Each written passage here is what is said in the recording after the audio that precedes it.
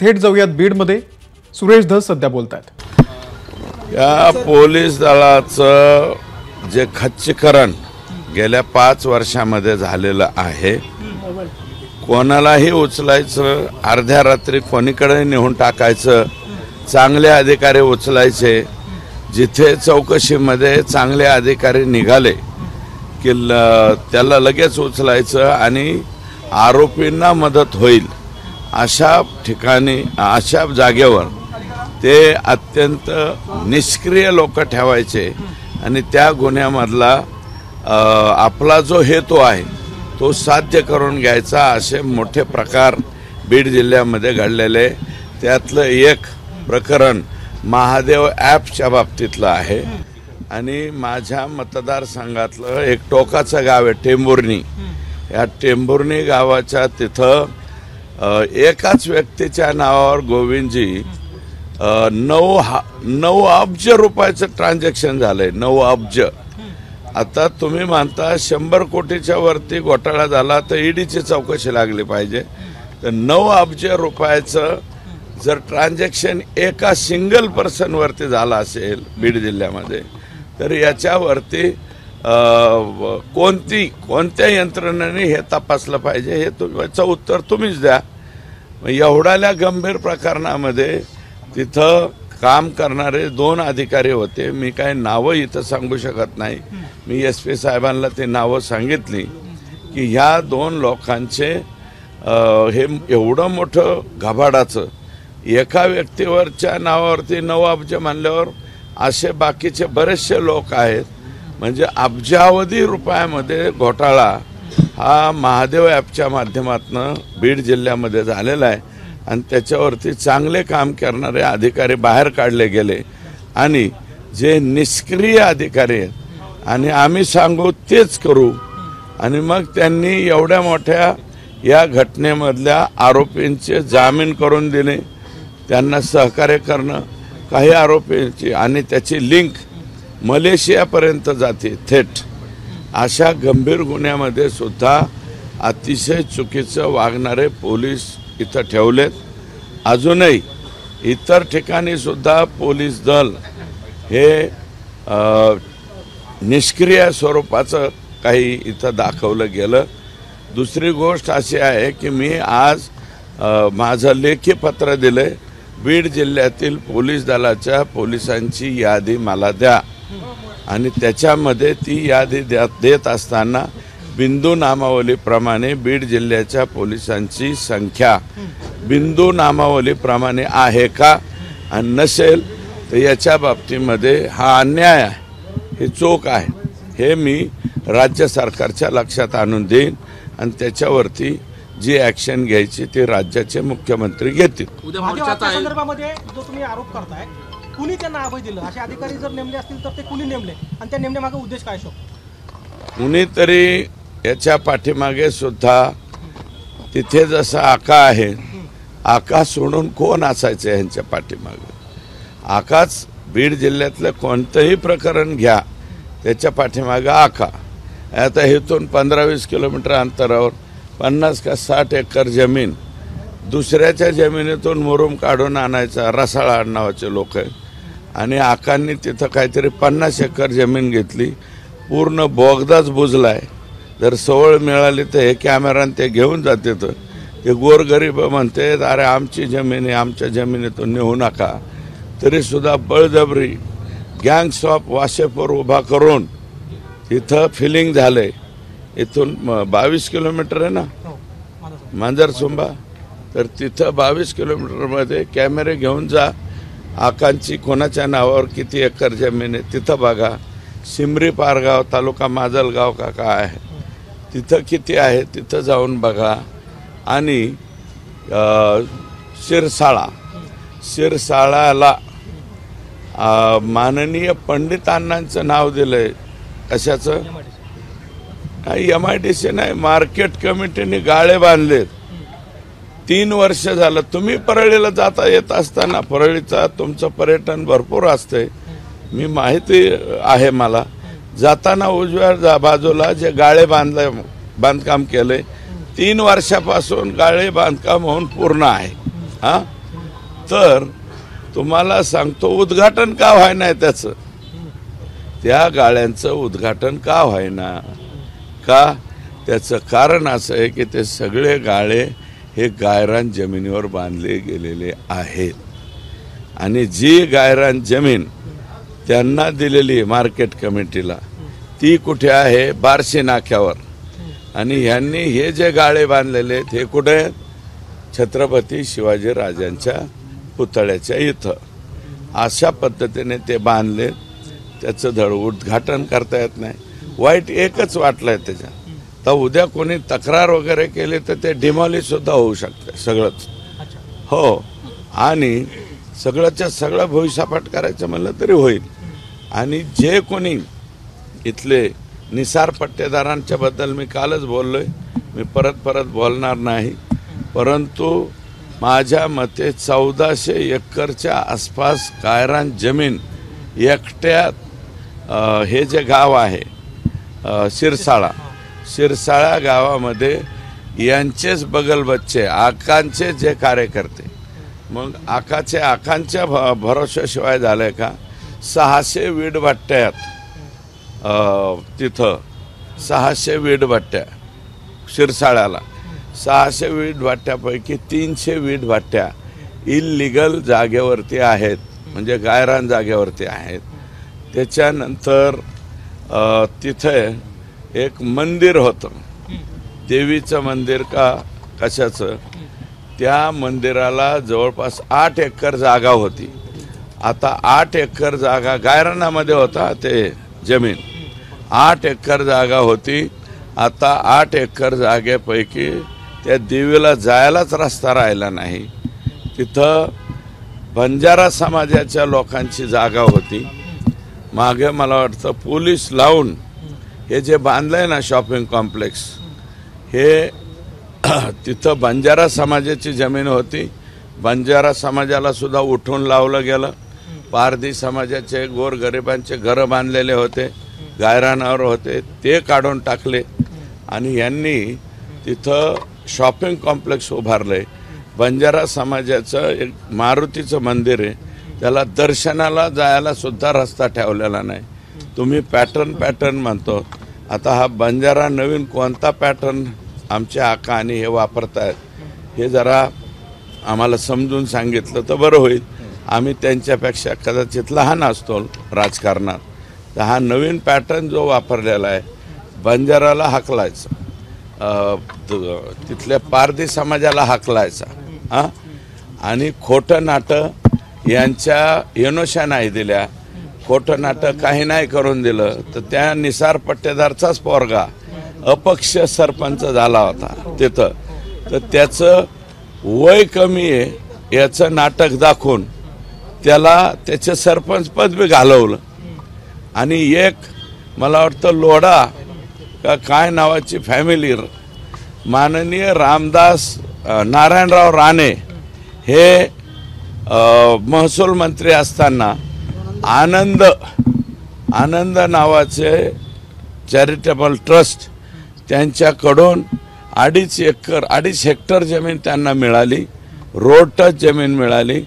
दवाखाना टाकायचा, वृद्धाश्रम टाकायचं, याच्यासाठी त्यांनी ती जमीन आणली, परंतु तिथं काहीही करून दिलं जात नाही. काय का, तर आकांना त्याचा अध्यक्ष करा, अजून कोणाला तरी त्याचं सचिव करा, तरच तुम्हारा ये चॅरिटेबल ट्रस्ट चला देंगे, नाही तो हम गुलाट. ही असे जे वागण्याची पद्धत आहे, किती अजून लय सापडणार आहे. आता रोज एक ॲटम पुढे येतोय, कागदासहित येतोय. याचं कागदपत्राचा पुरावा माझ्याकडे आलाय, म्हणून मी शिरसाळा ह्या एका गावावरती बोलतोय. एकाच गावामध्ये तुम्ही असं करताय. शिमरी पारगाव म्हणलं, आत्ता हे म्हणलं, आता हळूहळू कुठले बी लोक येतात म्हणतात आकांची इथं 100 एकर आहे, 150 एकर आहे. आकांनी तिथं प्रचंड खर्च केला आहे. 30 कोटी 40 कोटीचे तो बंधारेच बांधले आपल्याच जमिनीत. मग हे इतकं कुठून आहे या 5 वर्षात एवढं कुठून आलं?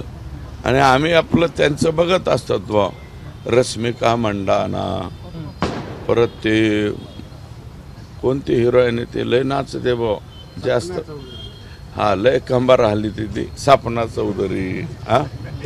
मग असे इव्हेंट बघायचे यांचे, इव्हेंट मॅनेजमेंट पॉलिटिक्स. ज्यांना कोणाला भविष्यात करायचं असेल तर त्यांनी परळीला यावं, तिथं शिक्षण घ्यावं आणि ते शिक्षण घेऊन संपूर्ण देशामध्ये त्याचा प्रसार करावा.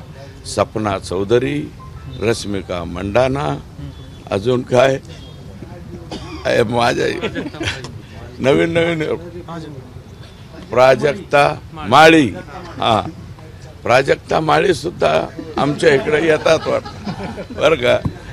हे सगळं जर काही बघायचं असेल तर, चित्रपट नवीन कोणाला काढायचा असेल तर अशा मोठ्या ज्या विभूती आहेत, विभूती म्हणतो अशा मोठ्या विभूती, त्यांच्या तारखा, त्यांच्या डेट्स कशा कशा पद्धतीने मिळतात, काय होतात. प्राजक्ता ताईसुद्धा आमच्या इथं येतात. त्या पण आलत्या का इथं?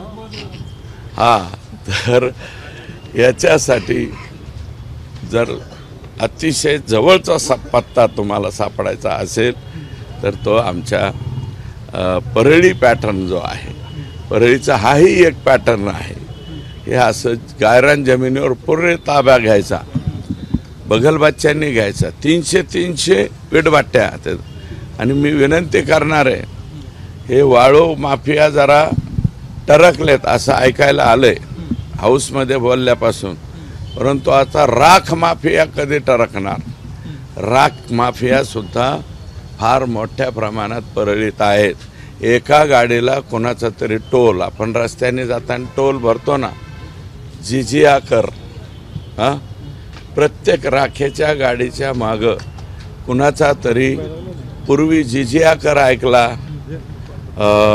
कोणते कोणते कर ऐकले आपण, सर्व कर ऐकले, आता टोलचा हा ऐकला. तर जी राखेची गाडी तिथून निघेल त्या प्रत्येक राखेच्या गाडीवरती XYZ कुणाचा तरी टोल होता. आणि तो टोल देता देता सुद्धा बेजारी लोकांची झालेली आहे आत्ताही.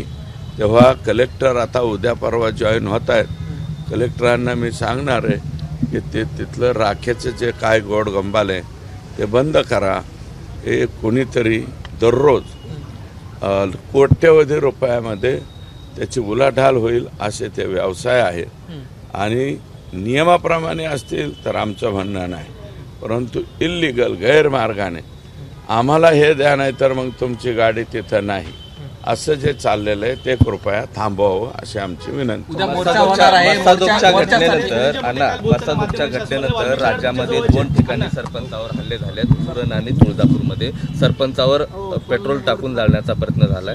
कुठेतरी या महाराष्ट्रामध्ये आता सरपंच खतरे में आहे असं म्हणत. त्या ज्या घटना घडल्या असतील कदाचित टेक्निकल बी असतील. ही घटना जी घडलेली आहे त्याचं आणि याचं साम्य होऊ शकत नाही. हे फार भयानक भयानक आणि भयानक, याला वर्णनच कोणतं करावं. गदी माडगुळकर वगैरे असे काही आता नाही राहिलेले, त्यांच्या भाषेत याचं वर्णन केलं तर फार बेकार वर्णन होईल असं मला वाटतं. हां, पुढं घ्या. उद्या मोर्चा होणार आहे, त्याच्या अनुषंगाने काही भेट घेतली का, संवाद साधला का? नाही, मी कालच सांगितलं मोर्चात सहभागी होणार, आमचे लोक होणार. आणि आम्ही नाही म्हणजे हे जर सहभागी नाही झालो तर चपलाने मार कोणाचे खायचे आम्ही? उद्या लोक जोडे हाणतील ना. जो नाही यायचं ते नका काय ना, याच्यात आम्हाला काय करायचं? इतरांना जर वाटलं आम्हाला यायचं नाही तर येऊ नका, मी मात्र येणार. काल धनंजय मुंडे असं म्हणाले की माझं राजकीय आणि सामाजिक करिअर संपवण्यासाठी हा डाव सुरू असल्याचा त्यांनी टीका सुद्धा केली. धनुभाऊ, मी कालच सांगितलं मुंबई तकच्या कार्यक्रमामध्ये की आपलं विमान 60,000 खाली आणा. तुम्हाला राजकारण सुसायला लागले, तुम्हाला पालकमंत्रीपद दिसायला लागले, तुमचं पालकमंत्रीपद तुम्हाला लखला. अरे बाबा, परत हो पालकमंत्री बरं का. आमचं लेकरू मेले त्याचे अर्थ किंकाळी आम्ही मांडतोय आणि त्याचे जे आरोपी आहेत ते पकडण्याचा प्रयत्न करतो. कशाचा पालकमंत्री कुठून आणलाय बाबा ही जत्रा आणि माझा घेरलंय मला आमकं केलं. तुला कोणी घेरलं बाबा? आम्ही कशाला घेरू? ते तुमचं राजकारण चालू द्या तिकडं. राजकारणाचा विषय आहे का हा? कोणी एका जातीपातीचा धर्माचा विषय आहे का? अरे सगळेच लोक आता ते बीडची बैठक जे झाली ते राजकीय बैठक झाली का? ते सर्व समाज एकत्र येऊन बरं का, याच्यामध्ये वंजारी समाजाचे लोक उद्याच्या मोर्चात सहभागी होणार नाहीत का? होणार आहेत. सगळे लोक सहभागी होणार आहेत. मग सहृदय जेवढे माणसं आहेत ते बी होतील. तुमचे फक्त फेसबुक व्हॉट्सअपवरती गरळ ओकणारे लोक फक्त सामील होणार नाहीत. बाकी सगळा वंजारी समाजसुद्धा सहभागी होईल, मुस्लिम समाज होईल, सगळे लोक सामील होतील. आणि तुमचे जे पॉवरफुल मीडियावाले आहेत, मला माहिती आहे की मी सध्या ट्रोलर कोण आहे तर मीच ट्रोल आहे. अरे बाबा, ट्रोलच्या बाबतीमध्ये उदाहरण पाहिलेलं आहे ना तुम्ही.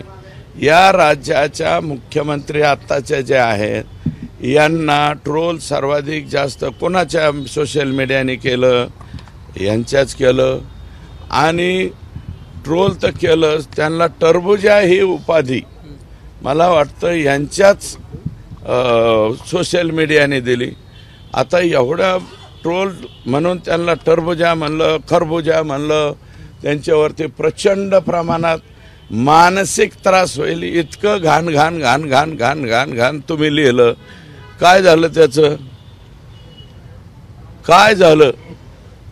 237 आमदार घेऊन तो माणूस राज्याचा मुख्यमंत्री झाला. ते एवढा मोठा माणूस आहे. मी तर फार आमचे काय फाटक्याचे अवलाद, कशात काय फाटक्यात पाय, आमची अवलाद केवढीशी आहे आणि आम्हाला ट्रोल करते. मला कळतंय. अजून माझं म्हणणं आहे जेवढ्या शिव्या द्यायच्या तेवढ्या शिव्या द्या बाबा. जे बसलेले 1200 स्क्वेअर फुटाचे यांचे दोन्ही नेत्यांचे ते हे आहेत बसलेले. नाही वॉर रूम, त्या वॉर रूममधून नाव त्यांच्यातले जेवढे बी तुम्ही बघा, जे बी घाण घाण लिहितात त्यांचे नावच गायब असतात. म्हणजे लॉकड असतं. इसका प्रोफाइल फाइल लॉक्ड किया जाता है. अरे लॉक्ड किया जाता वरून काय बोलता रे? ओरिजिनल अकाउंटवरून बोला ना, दम असेल तर. फेक अकाउंटवरून बोलतात. बरं बोला. डॉक्टर बाबासाहेब आंबेडकरांनी आम्हाला अभिव्यक्ती स्वातंत्र्य दिले, द्या. आणि मी तुम्हाला एक सांगतो गोविंदजी, माझ्या लाईफमध्ये मी असल्या याला भावच दिलेला नाही. मी गोपीनाथरावांच्या हाताखाली काम केलं. त्यांनी मला सांगितलं होतं, सुरेश एका कानाने ऐकायचं दुसऱ्या कानाने सोडून दे. किती कमेंट वाईट आल्या वाचायच्याच नाही.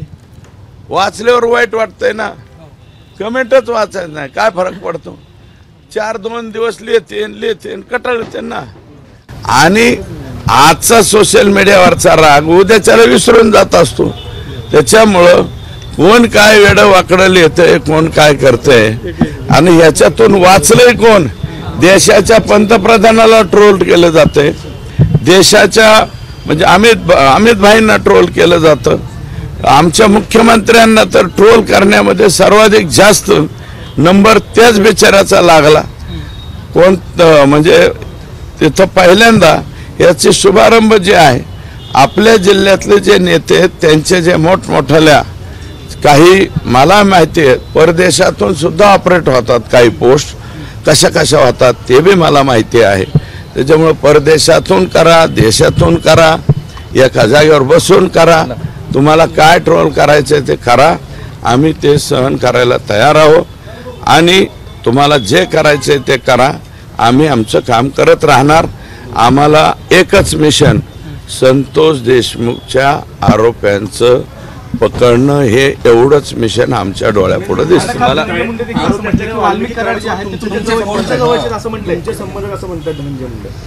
माझे हो कसे संबंध आहेत? मधुर, अमधुर, सुमधुर, कसे संबंध सांगितले पाहिजे ना. मधुर संबंध, सुमधुर संबंध. ते तुलना स्वतःची करतात, माझी जसे ऐका, संबंध तुमचे. एक मिनिट ऐका. राजकारणामध्ये तुम्ही पण माझे मित्रच होते ना, परंतु मित्र म्हणून तुम्ही वागत असताना त्याची तारीख सांगाल, कागद आहे माझ्याजवळ, उद्याच्याला सांगेल ना लोकांच्या पुढं कोणत्या तारखेपासून तुमचे आणि माझे संबंध चांगले राहिले नाही ते मी सांगेल. आणि मी आता कलेक्टर साहेबांकडे चाललोय बरं का. ही 5 वर्ष हे आणि 5 वर्ष 2014च्या नंतर जेवढ्या DPDC झालेल्या आहेत यातला 70% निधी एका मतदारसंघाला गेलेला आहे आणि 30% आम्ही सिंपल पेंडुलम, बीड, आष्टी, गेवराई, माजलगाव आणि केज 30 तुमच्या वाट्याला आणि 70 त्यांच्या वाट्याला. 30 म्हणजे दुसरीच 30 नका समजून. हा पुढे बोला. अमोल मिटकरींनी असं म्हणलंय की सुरेश दस कुणातरी सुपारी घेऊन हे आरोप करतात. त्यालाच अनुसरून की तुमच्या पोटामध्ये पोटसूळ उरतं, एवढ्या मताची लीड घेऊन तुम्ही विजयी झालात आणि तुम्हाला मंत्रिपद मिळालं नाही. मात्र मुंडे घराण्यामध्ये दोघांना मंत्रिपद मिळालं म्हणून तुम्ही सगळं करताय. अमोल मिटकरी फार लहान आहे बरं का. माझी त्याला एकदा विनंती, अमोल तू कोणाच्या बी नादी लाग, या रगेलच्या नादी लागू नको, तुला लय महागात पडन. मी आता एकदा त्याचं ऐकून घेतो, पण वडिलकीच्या नात्याने त्याला समज देतो. तुझं कुणीकडे बी दुकान चालव, माझ्यावर दुकान चालवू नको, तुझं अवघड होईल. चाल. एबीपी माझा, उघडा डोळे बघा नीट.